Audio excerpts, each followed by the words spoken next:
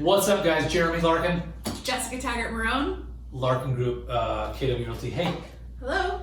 bingo. Listen, my Diet DP salutes your DC. Thank you. Your Diet Coke. Hey, guys. Look, here's the dealio. This is pretty informal. The sun's kind of hitting me in the face.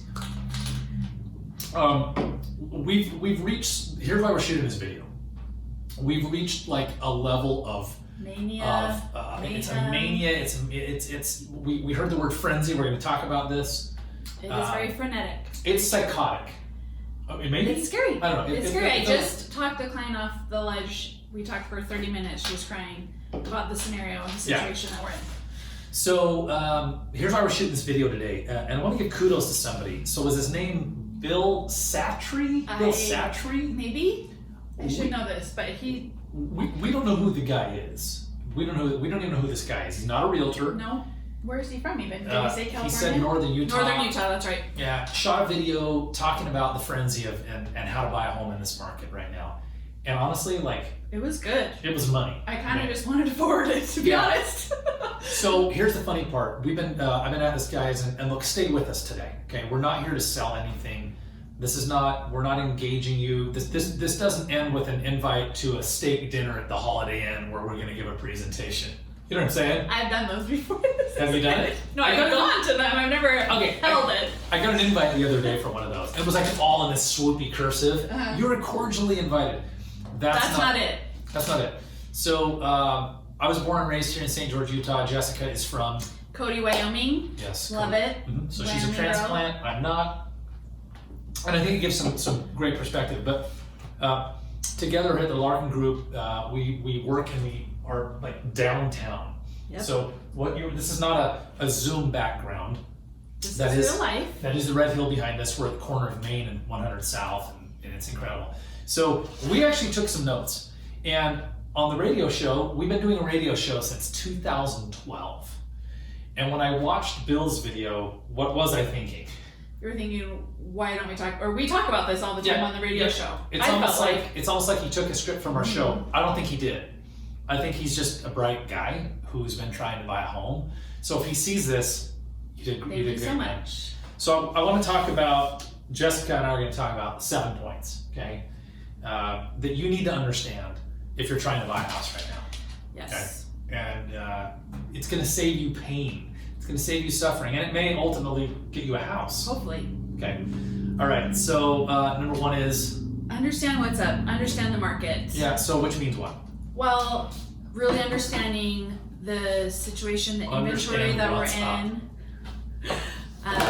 Yesterday, someone called me and said that he wanted a deal, and I knew instantly that this person had no idea what was going on in the market because there are really no deals to be had, so to speak. Yeah. And so understanding, and that's why it's really important to our next step of why you're going to hire a great agent, because that agent should be inviting you into his or her office, talking about the market, talking about the strategies that you need to get your offer accepted. So if you're not doing that, or if the agent is not having you do that, then you need to find an agent that does, because that's one of the most essential steps, is really understanding what's happening in the market. Let me just say something. You don't have to hire us. You call whoever you want, right? Right. You don't have to call the Larkin Group. However, it's actually steps 2 and 3. Okay. So step number 2 is be prepared. Okay, financially. Yeah. Okay. So let me back up to number 1 though. When we say understand what's up, it is a crazy market. What kind of offers are you seeing? How many offers and what kind of offers? So working with buyers most exclusively. of the time, I'm competing with 20 other offers. Most of the time, guys, 20. That wasn't a typo with her mouth. 20. So one house and 19 people don't get it. Yeah. How far are these offers? Some of them going over? Typically they're going anywhere from $20,000 to $50,000 over, but I have heard of offers getting $100,000 over what they're listing it for. Yeah. Last week, here at the Larkin Group, we sold one in Sky Mountain for $71,000 over ask. Cash, escalation clauses. Obviously with cash you don't have to, but waiving bribes. appraisals. No, there's no bribes, but You know, anything that waiving eliminates, appraisals. yeah. Okay, so it's number 2 is be 100% prepared financially. So when do you get your pre-approval letter? Do you go out and like find a house and go, oh, let me call my lender? Nope. Like weeks ago. In fact, so I always encourage people to have that letter when we meet so that we really know what your budget is and certain type of loan that you're planning on using, because that will dictate the house that you can buy often. Yeah. But now sellers are asking me when I'm setting up the showing to make sure that I have it, and sometimes they don't even let me show the home Yeah, kind of like, hey, dude, until I've forwarded that letter to set up the showing. don't even step foot on my property without a pre-qualification letter. Okay, so you need to be 100% prepared, which you alluded to number 3, which is what? Time out. Can I go back to Yeah, that? go. So, just like all realtors are not created equally, all lenders are not created equally. So, Good grief, no. just having a loan from Quicken or a random lender somewhere is not nearly as powerful as having a letter from a local lender that is very, very reputable. Guys, let me insert this. This is not the time, as she said, for like an internet loan. Here's why. I list a lot of property here in Washington County. We've now sold, and by the way, we're speaking from 1,450 home sales. Yep. I think we're speaking from some perspective. When the offers come in, when I get 5, 10, 15, 20 offers on one of my listings, what's the first thing I'm looking at? Well, obviously you're going to look at the price, but then then you're going to look at how they're getting the loan if it's financed. So and who's the lender? Exactly. And if I literally will sit down and listen, I've worked with these 7 lenders. These 4 have given us headaches in the past. That sucks for you as a buyer if you have that lender. Okay? Yep. Don't do it. We will, if you want to talk to one of our lenders, we'll connect you to a couple of our really great partners. You talked about hiring an agent, and how do you need to hire an agent? So this one's really important. Hiring an agent in writing. A lot of times people feel that that's too committing, or too much commitment, or they want to kind of test the waters, and there's just no real way or time to do that. Look, a lot of you got married, you survived, right? So all we're asking you to do, you know what I mean, is just exactly the same. Sign a buyer broker agreement. That's right. It's And side note, if you sign one with us, we're going to let you out of it if you're not happy. Exactly. So let's talk about why you need to hire an agent in writing. Okay. Because at some point in the not too distant past, aka like 6 months ago, look, you've always worked hard. Jessica's been selling homes, representing buyers for the last 3+ years with us. But it didn't require the insanity that it required. So right now we are sending direct mail.